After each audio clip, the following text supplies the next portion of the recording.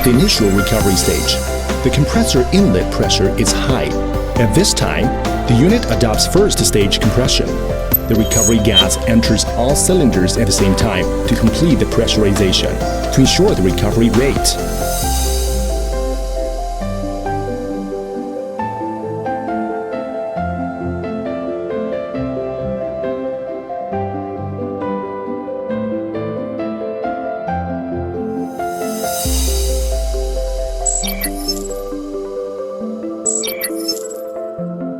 As the recovery work progresses, the inlet pressure gradually decreases, and after reaching the set pressure, in order to ensure the normal operation of the compressor, the unit is converted to secondary compression by switching the valve to ensure the recovery efficiency.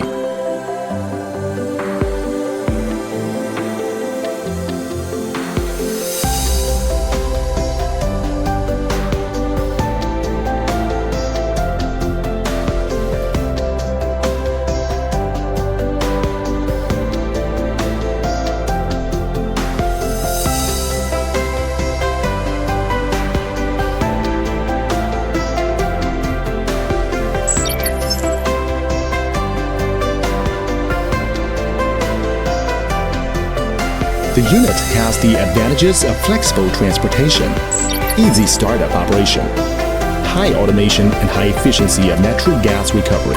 The maximum reinjection pressure of the unit can reach 10 megapascal, which can achieve the recovery of more than 90% of the natural gas in the pipeline.